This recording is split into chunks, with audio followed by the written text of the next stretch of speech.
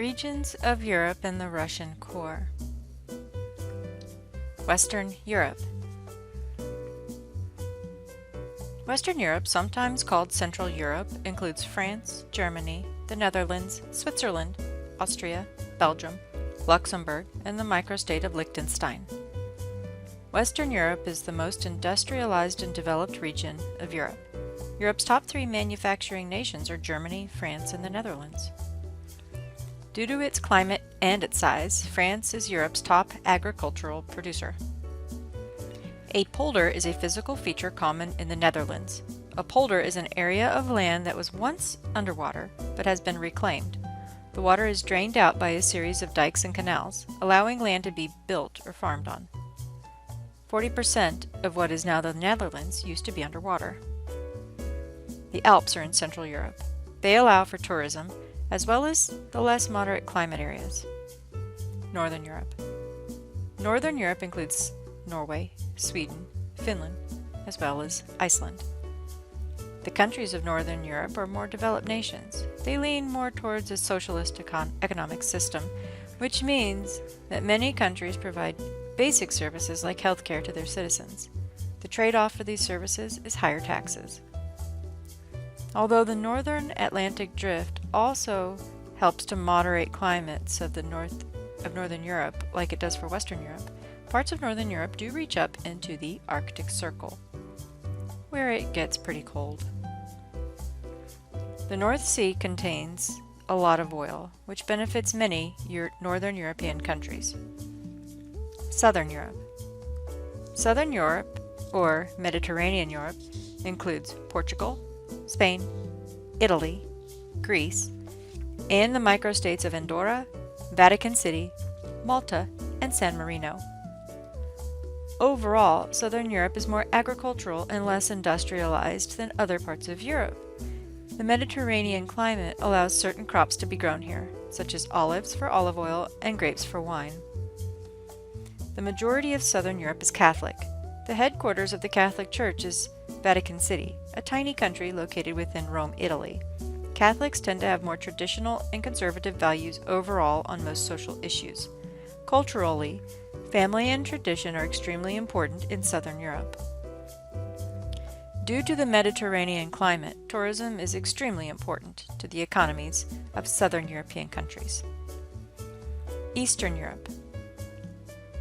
Eastern Europe includes Poland, Czech Republic, Slovakia, Hungary, Romania, Bulgaria, and the nations of the former Yugoslavia on the Balkan Peninsula. Eastern Europe is an area where many different groups of people have passed through over time. This has been a route for migration, armies, trading, and nomads. These different groups all deposited elements of their culture throughout Eastern Europe over the years. This is why the region of Eastern Europe is known as a cultural crossroads. The Balkan Peninsula is very mountainous. When areas are mountainous, it makes cultural diffusion more difficult. This is why there is such a large variety of languages, ethnicities, and religions in this region. After World War II, the countries of Eastern Europe were aligned to the Soviet Union during a period of history known as the Cold War. This means that countries were communist until the collapse of the Soviet Union began in 1990, and were known as satellite nations because they depended on the Soviet Union. After the Soviet Union collapsed, these countries started making the transition from communism to democracy, which is not easy to do. Eastern Europe is still lagging behind the rest of Europe economically for this reason. As a whole, Europe is less industrialized and more agrarian or farm-based. This is changing, though, as these countries continue to modernize their industries in the transition toward free market economies. Russian core. Russia. Russia is a country that is a part of two continents, Europe and Asia. Everything in Russia to the west of the Ural Mountains, including its capital Moscow, is part of Europe. World War II ended in 1945. At that point, two countries emerged as superpowers, the United States and the Soviet Union. As the countries around the world chose sides, Europe became divided. The war was a Cold War because it was more of a war of ideas, communism versus democracy, with no actual fighting between those two countries. As a result of reforms in the 1980s, the power of the Communist Party declined and the republics of the Soviet Union began to declare independence. This is why we refer to this as the collapse or fall of the Soviet Union.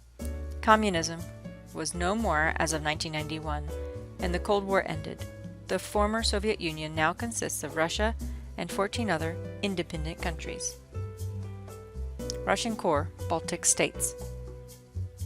The Baltic states border the Baltic Sea and consist of Estonia, Latvia, and Lithuania. Because of their location, the Baltic states are tied culturally and physically to Eastern Europe. Like Eastern Europe, the Baltic states have a humid continental climate. Christianity is the dominant religion. This image of the Estonian flag alongside the EU flag represents the fact that the Baltic states are all members of the EU as well as NATO. From this, you can infer that these are all countries with democracies and free enterprise economies. Out of the three, Estonia is the only Baltic state so far that uses the euro. Russian core, Western republics. The Western republics consist of Belarus, Ukraine, and Moldova. The Northern European plain extends from Western Europe all the way up to the Ural Mountains in Russia. The humid continental climate and the Northern European plain account for this region, and specifically Ukraine being known as the breadbasket of the region.